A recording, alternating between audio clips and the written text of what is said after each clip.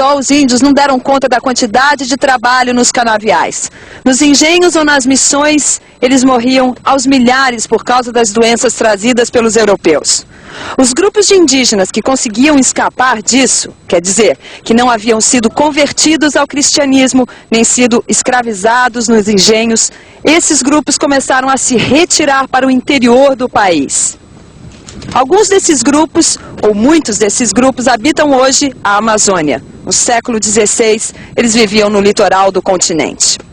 No final do século XVI, os engenhos já davam grandes lucros com a produção de açúcar. Enquanto isso, os jesuítas exigiam atitudes das autoridades coloniais para acabar de vez com a escravidão indígena. O contexto era perfeito para que o tráfico de escravos africanos, que ainda pequeno, se transformasse em mais uma grande fonte de lucro para o comércio colonial português. Foi assim que a onda mercantil e escravista firmou no litoral da América Portuguesa. A região Nordeste foi o ponto de partida do nosso Brasil de hoje. As cidades de Recife e Salvador se tornaram portos importantes para a exportação do açúcar. Era ali também que chegavam os escravos africanos e os produtos europeus. Todo esse comércio era canalizado para Lisboa. Dali, o açúcar brasileiro era redistribuído para toda a Europa.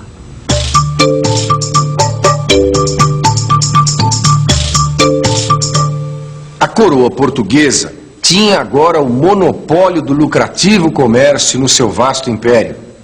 A nova colônia do Brasil, mesmo sem metais preciosos aparentes, cumpria seus objetivos. O pacto colonial uniria metrópole e colônia por mais de 3 séculos. Veja aqui os principais aspectos do pacto colonial. A metrópole enviava produtos manufaturados para a colônia e comandava o tráfico de escravos. Já a colônia era obrigada a comercializar toda a sua produção de gêneros tropicais apenas com os representantes da metrópole. O pacto colonial é um projeto, ou seja, ele não é uma realidade absoluta, ele não existe de maneira perfeita em nenhum momento. As bases fundamentais desse pacto, elas existem e são flexibilizadas o tempo todo. Por exemplo, o controle comercial da parte da coroa portuguesa. A princípio, a coroa portuguesa tem o direito de taxar os produtos e os gêneros produzidos ou extraídos da colônia. No entanto, sempre, o tempo todo, existe o desvio a esse controle, o contrabando, o comércio ilegal. Isso não acaba com a ideia do pacto, isso simplesmente mostra que o pacto jamais é uma realidade perfeita. O que importa é que hoje em dia os historiadores já trabalham com um modelo, de colonização portuguesa muito mais dinâmico, muito mais complexo do que simplesmente o de uma colônia sendo explorada, sugada por uma metrópole, produzindo para a metrópole, sem possibilidade de acúmulo de riquezas. Tudo isso nós sabemos funciona de maneira muito mais matizada, muito mais complicada. Mesmo assim, hoje em dia ninguém nega que, claro, exista uma relação entre colônia e metrópole, portanto uma relação de dominação. Repito, o pacto é um projeto, ele é um modelo que não existe de maneira perfeita na realidade histórica. Naquela época dos primeiros anos da colonização, a cana era beneficiada para fazer quase as mesmas coisas que a gente faz hoje numa usina como essa: cachaça, melaço, rapadura e açúcar. É claro que os engenhos daquele tempo não tinham essa tecnologia toda, mas mesmo assim eles prosperavam. Mas a grande diferença entre as usinas de hoje e os engenhos daquela época é que os engenhos eram muito mais do que uma simples indústria. O engenho não era apenas o local de trabalho. Ele era o centro da convivência social. O lugar da casa grande e da senzala, onde os senhores e os escravos conviviam. O engenho foi o berço da mistura de raças. O lugar onde se aplicava a lei, onde se praticava a religião e onde vivia a família do Brasil colônia.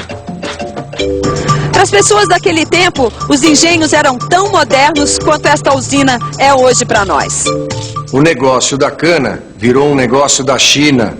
A lavoura de exportação foi se espalhando pelo Brasil colonial. Para alimentar o crescimento, era preciso ocupar mais terras e empregar mais escravos. E como o dinheiro chama dinheiro, tudo em volta cresceu. Nas cidades onde estavam os portos, Salvador e Recife, o mercado interno ficou mais dinâmico. Novos interesses comerciais ganhavam força, novos engenhos eram criados. Era preciso então aumentar o número de escravos. E era com engenhos e escravos que se media o prestígio no mundo colonial. E atenção, se liga aí que é hora da revisão. E foi assim que o Brasil começou. Os portugueses precisavam tomar conta do território. A lavoura da cana-de-açúcar para exportação e o uso da mão de obra escrava deram o primeiro empurrão no nosso desenvolvimento econômico. O resultado foi o nascimento de uma sociedade escravista. E o coração dos engenhos e da vida social no Brasil colônia era a Casa Grande e a senzala. Agora que você já sabe tudo isso, me responda uma coisa. Se naquela época a escravidão já tinha praticamente acabado na Europa, por que ela voltou a aparecer com tanta força na América colonial? Essa fica para você pensar. Até a próxima aula.